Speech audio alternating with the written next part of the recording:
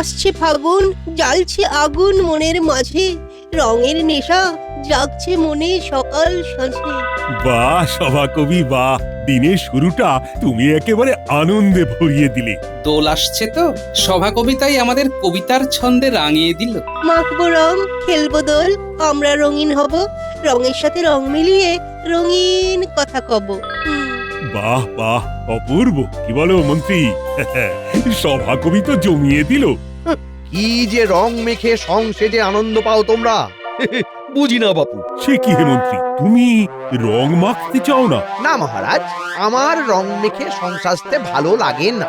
মহারাজ, আমাদের মন্ত্রী মশাই তো বেরসিক ছিলেনই, এখন থেকে উনি বেরঙিনও হলেন। বেরসিক এবং বেরঙিন। ও তোমরা যাই বলো আর যাই করো, রং আমি মাখবো না। মাখবো না বললেই হবে? আপনাকে আমি রং মাখাবই। দরকার পড়লে আপনার ঘরে গিয়ে আপনাকে রঙিন করে আসবো। এ তো আমার ঘরে গিয়ে রং মাখাবে বলছে। তোমাকে অন্য কোথাও চলে যেতে হবে। কি ভাবছেন মন্ত্রী মশাই, ঘর ছেড়ে অন্য কোথাও যাবেন? সেগুড়ে বালি। আমি প্রতি রাস্তার মোড়ে পাহারা বসাবো, দেখি মন্ত্রী কিভাবে পালায়। মন্ত্রী, আমি গোপালের সাথে কিন্তু একমত, রঙিন তোমাকে হতেই হবে। একদিন রং মাখুন আর ৩৬৫ দিন ত্বকের সমস্যা থেকে বাঁচুন। মন্ত্রীমশাই, আমাদের এই উৎসবগুলো এমনি এমনি আসেনি। তোমরা যাই বলো, রং আমি মাখবো না, আর আমাকে কেউ রং মাখাতে পারবে না। দেখা যাক কে বড় রংবাজ। রংবাজ গোপাল, তার চওড়া কপাল। দেখা যাক কে বড় রংবাজ, আমি না গোপাল। তাহলে ওই কথাই রইল, দোলের দিন গোপাল মন্ত্রীকে রং লাগাচ্ছে। আপনি যেখানেই লুকিয়ে থাকুন না কেন, রং আপনাকে লাগাবই।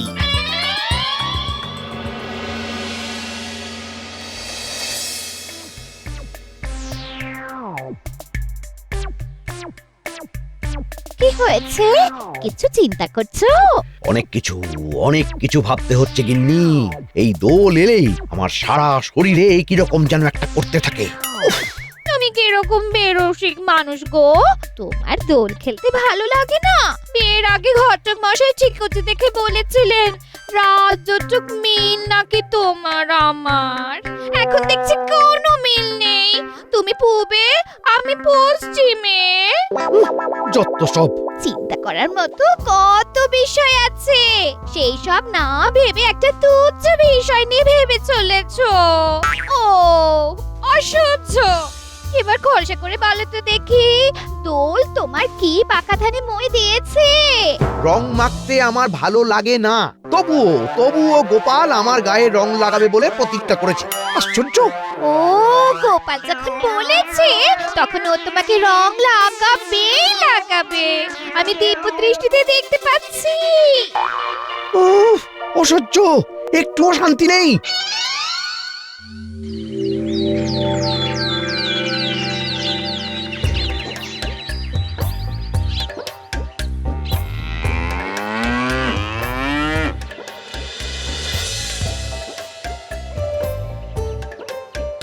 বাবা, বাবা, আমরা দোল খেলতে এসে গেলাম। ও মা, এ মিনু মাঝে আয় আয় আয়, কতদিন পরে এলি? সবার সাথে রং খেলবো বলে ছুটে চলে এলাম। বাবা, আপনার পায়ে ধুলো দিন। সবই ঘুম থেকে উঠে এসেছি, পায়ে তো ধুলো নেই বাবা জীবন। চলো আমার সঙ্গে একটু বাইরে চলো, পায়ে বেশ ভালো করে ধুলো মাখি, তারপর তুমি যত ইচ্ছে ধুলো নাও। এটা তোমার কেমন তোর কথা? বছর কাটিনে মেয়ে জামাই এলো, তা আসুক না, শ্বশুরের বাড়িতে জামাই আসবে না তো কে আসবে? তবে ওই পায়ের ধুলো শব্দতে আমার আপত্তি আছে, ওগুলোকে বলে ওই পাতলা আলাপ। ঠিক আছে, পায়ে ধুলো দরকার নেই, শুধু আশীর্বাদটা দিন তাহলেই হবে। দিলাম বাবা জীবন, বুক ভরা ভালোবাসা আশীর্বাদ দিলাম। আমাকে তো বাজার যেতে হবে। বাজারে যাবেন? বাহ, ভালোই হলো, চলুন আপনার সাথে বাজারে যাই। কেন বাবা জীবন? অনেকদিন ধরে খুব কাঁকড়া খাবার ইচ্ছে হচ্ছে, সে কবে খেয়েছিলাম মিনু। গত বছর। চলুন বাবা, মা আজ কাঁকড়ার ঝাল বানাবেন। কাঁকড়া? এসেই দাঁড়া বসাতে শুরু করে দিয়েছে। কি হলো তোরই? দাঁড়িয়ে আছো কেন? বাজারে চলে নাও আর জামাই যা বলছে তা নিয়ে এসো। হ্যাঁ? অগত্যা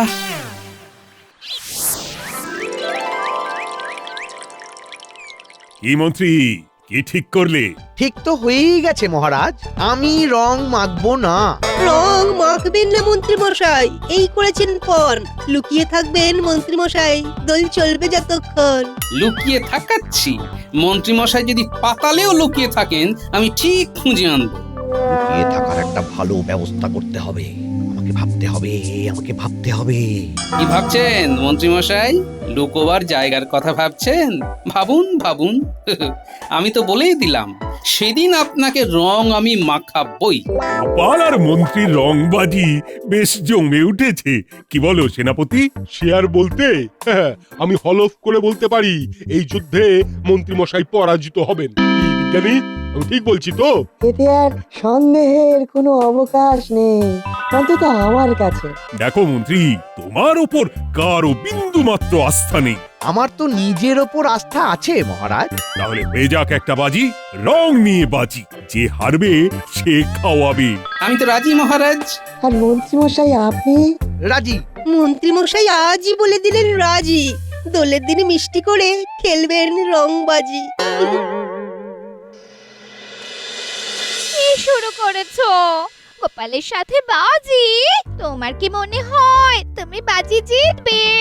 জিতবো, অবশ্যই জিতবো।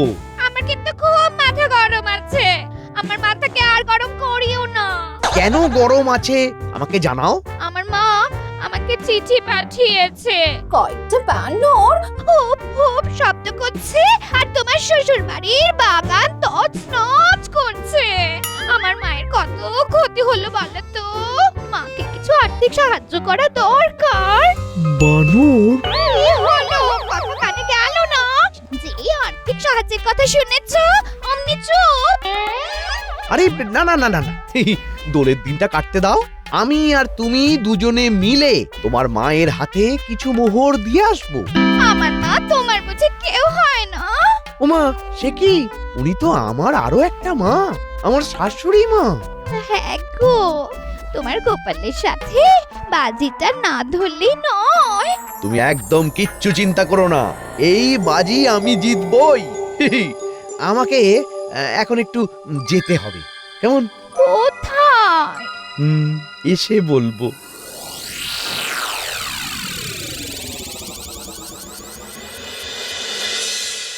এই হলো ব্যাপার।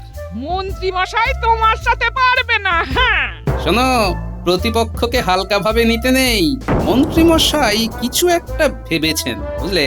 যে যাই ভাবুক, আমার বাবার সাথে বুদ্ধিতে পেরে ওঠা সম্ভব নয়। বাবাও জানেন যে তিনিই জিতবেন, তাও কিরকম দুষ্টু দুষ্টু মুখ করে মিটি মিটি হাসছেন। দুষ্টু। তোমার বাবা মানুষটি ওই রকম দুষ্টু দুষ্টু মুখ করে মিটি মিটি হেসে সব সমস্যা সমাধান করে। হ্যাঁ, তাহলে দোলের পরের দিন মন্ত্রীমশাইয়ের বাড়ি আমাদের বিশাল ভোজ। সেই ভোজের স্বপ্ন দেখতে দেখতে আজ ঘুমোতে যাবো।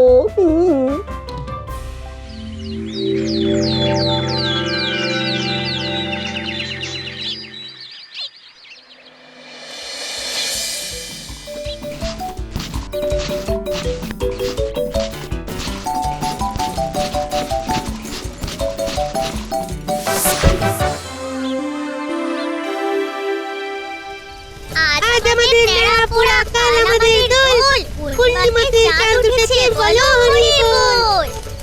ওহ, বাচ্চাদেরই আনন্দটা আমার এত ভালো লাগে। ওহ, মন্ত্রীমশাই, আজকে রাত কাটলেই কাল দোল। মনে করানোর কারণ নেই, আমি জানি। মন্ত্রীমশাই, তাহলে কাল আপনি রং মাখবেন না? এবার এমন জায়গায় আমি লুকোবো যে কারো চোখে পড়বে না। আপনি যদি পাতালেও যান না, আমি আপনাকে খুঁজে বার করবই। বাজি তো ধরাই আছে, হেরে গেলে তো পরের দিন ভোজ। তার মানে নতুন কোনো বদ বুদ্ধি মাথায় বাসা বেঁধেছে, ঠিক আছে? সভাকবি, নেড়া পোড়ার এই রাতটাকে তোমার কবিতা দিয়ে স্মরণীয় করে দাও তো। নেড়াপোড়ার এই রাত্রে করলো সবাই পর, দোলের রঙে আমরা রেঙে করব সবে আপন। আমাকে বাদ দিও সভাকবি, আমার ধনুর ভাঙা পণ, রং আমি মাখবো না।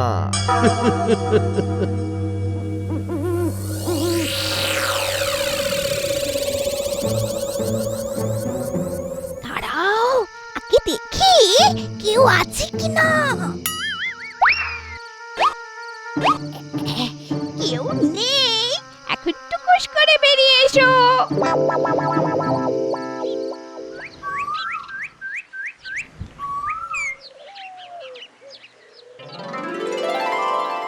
দোলের প্রণাম নিন বাবা।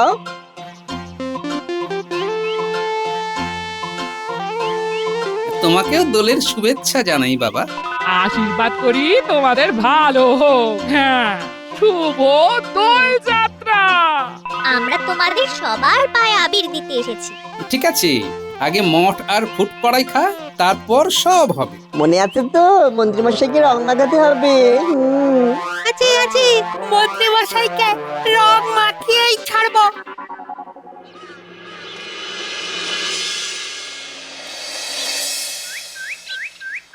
তোমাদের সবাইকে দোলের শুভেচ্ছা। শুধু বেরসিক বেরঙিন মন্ত্রীটাকে রং লাগাতে পারলাম না বলে মনটা খুব খচখচ করছে। সেনাপতি, তোমার পাহারা তো কাজে দিল না, মন্ত্রী সেই পালিয়ে গেল। এটা কিন্তু তোমার গাফিলতি। তবে যেখানেই যাক, মন্ত্রী মশাই ওই কৃষ্ণনগর থেকে বেরোতে পারেননি। হ্যাঁ, কিন্তু এত জোর দিয়ে বলছো কি করে? মহারাজ, রাস্তা পুরো আটকে রেখেছি, ওখান থেকে কেউ বের হতে পারবে না। অন্য কোনো বেশ ধরেও যেতে পারবে না। হ্যাঁ, ঠিক ধরা পড়ে যাবে। ও, তার মানে বলতে চাইছো মন্ত্রী এই কৃষ্ণনগরী আত্মগোপন করে রয়েছে?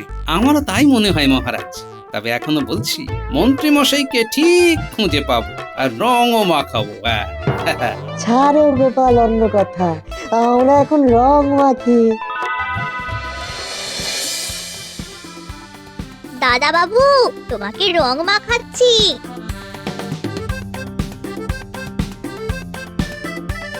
আমাকে আর কত রং মাখাবি? আমি তো একেবারে রঙিন হয়ে গেছি, আর তো কোথাও রং মাখানোর জায়গা নেই।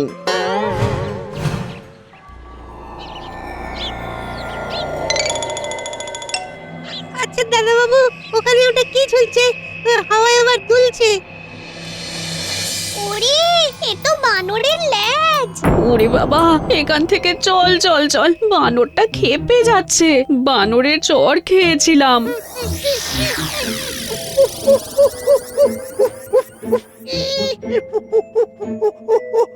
ওই বানরটা ডাকছে রে, রেগে গেছে মনে হয়।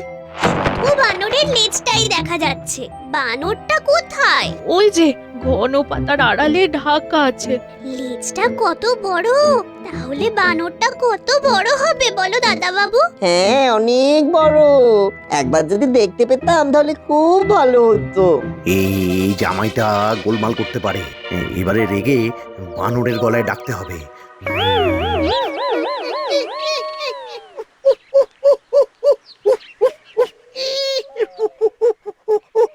দাদা বাবু, এখান থেকে চলে চলো, বানরটা রেগে গেছে।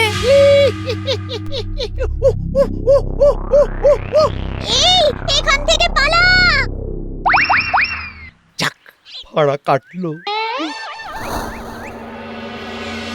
তার মানে মন্ত্রী মশাইকে আর পাওয়া গেল। মন্ত্রী মশাই গোপালের নাকি বেশ ভালো রকম জামা ঘষে দিয়েছে। সময় এখনো আছে পণ্ডিত মশাই। মন্ত্রী মশাই যে কোনো সময়ে ধরা পড়ে যাবেন। তুমি এত নিশ্চিত কি করে হচ্ছ? তুমি তো এত জায়গায় লোক পাঠালে, সব জায়গা থেকেই তো ওরা ফিরে এলো, কেউ তো মন্ত্রী মশাইকে দেখেনি। কি হলো জামাই, তোমরা এভাবে দৌড়ে এলে? একটা বড় বানর ওই ওই বড় গাছে বসে আছে। আমরা আমরা রং খেলছিলাম, আচমকা আচমকা রেগে চিৎকার করে ডেকে উঠলো। তোরা নিশ্চয়ই ওকে বিরক্ত করেছিস, ওকে রং দিয়েছিস। না বাবা, আমরা জানি প্রাণীকে রং মাখানো উচিত নয়। আমরা কিছু করিনি, আমরা তো শুধু ওর লেজের দিকে তাকিয়েছিলাম। লেজটা কি লম্বা! বানরটাকে দেখিসনি? ঘন পাতার আড়ালে ছিল। যাকে, ও পুটি, তোরা এইখানে রং খেল? চলুন মহারাজ, একবার বানরটাকে দেখে আসি। কি দরকার বাবা, বানর গাছে আছে থাক ওখানে, ওকে কি দরকার জ্বালাতন করার? আচ্ছা জামাই, ওখানে কি আর কোনো বানর ছিল? না বাবা, ওই একটা বানর, তার আবার বিশাল লেজ, হাওয়ায় দুলছে। সেনাপতি, তোমার কিছু লোক নিয়ে চলো দেখি। আচ্ছা, আমরা দোল খেলতে এসেছি, দোলই খেলি না, বানরকে দেখতে যাওয়ার কি হলো?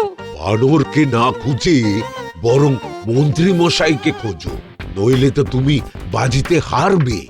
আমার বানর দেখতে খুব ইচ্ছে করছে মহারাজ, চলুন না একবার দেখে আসি। কি যে তোমার আজব খেয়াল মাথায় চাপলো। আমাদের গোপালের মাথায় এখন বানর দর্শন করার ইচ্ছে হয়েছে। বল খেললো ব্যাপার স্যাপার সব। আপনাদের ইচ্ছে করছে না? একটা বিশাল আকার বানর গাছে বসে আছে, আর আপনারা এখানে চুপ করে বসে মিষ্টি খাচ্ছেন। বানরকে মিষ্টি খাইয়ে চলুন না একটু পুণ্যি করি। এটা কিন্তু গোপাল ভালো বলেছে। চলো চলো সবাই, আমরা এই দোল পূর্ণিমা দিনে অন্য প্রাণীকে মিষ্টি খাইয়ে আসি। প্রহরী, মিষ্টি থালা নিয়ে আমাদের পেছনে পেছনে এসো।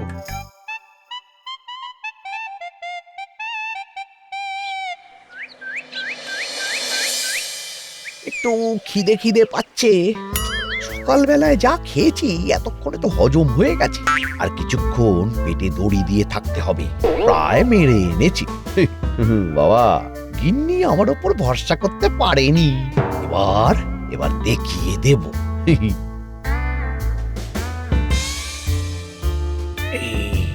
এই ফাড়াটা কাটাতে হবে, তাহলেই ব্যাস। এই সেই গাছ, ওই দেখুন মহারাজ, লম্বা লেজটা ঝুলছে।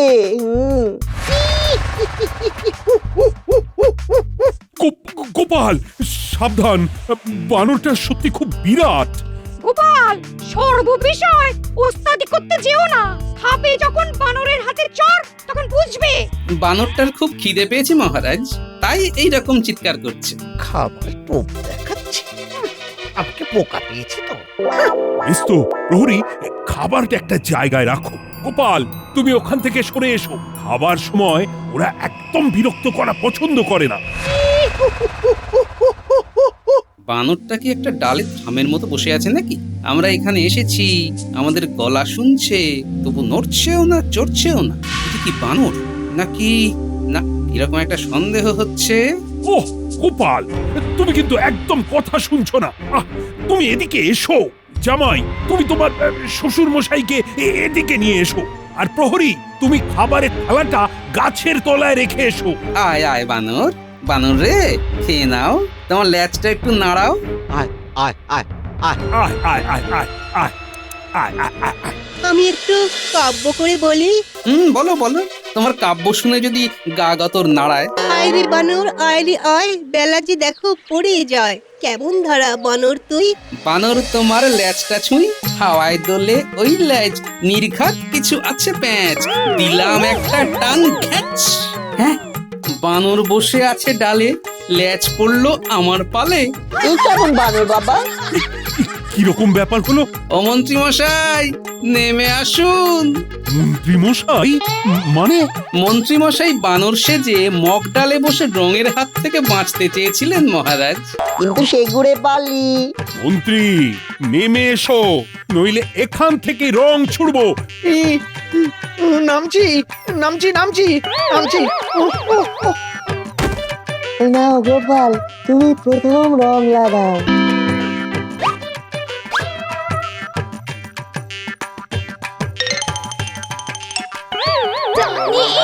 ধরা পড়বে, গোপালের সাথে কেউ আছে ওরে।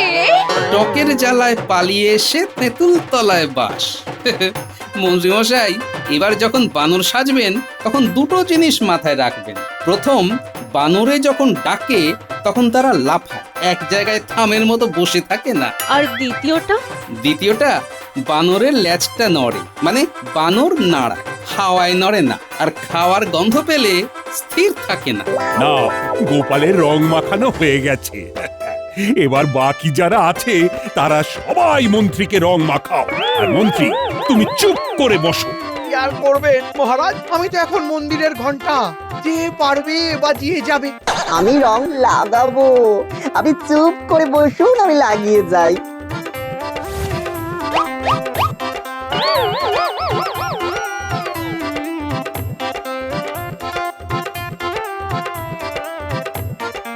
তাহলে মন্ত্রী, গোপালের সাথে রং বাজিতে তুমি একেবারে ধরাশায়ী। কাল তাহলে তোমার ঘরে আমাদের নিমন্ত্রণ। এখানে আজ যারা যারা আছে তারা সবাই তোমার বাড়িতে নিমন্ত্রণ খেতে যাবে। তুলে পরের দিন আমার মায়ের কাছে যাব, সে ঘুরে পালি হলো তো। গোপালের সাথে বাজি ধরার স্বাদ মিটেছে তো। আমি চললাম মায়ের কাছে, তুমি রান্না করে খেও। অগিন্নি, তুমি আমাকে একা রেখে যেও না গো অগিন্নি। তাহলে খাবার কি হবে? আরে আমি আছি কি করতে? কাল আমার বাড়ি তোমাদের সবার নিমন্ত্রণ। ও মন্ত্রী, তোমাকে কিচ্ছু করতে হবে না। আমার বাড়ি তোমাদের সবার নিমন্ত্রণ। আর আপনারাও আসবেন। দোল সবার ভালো কাটুক।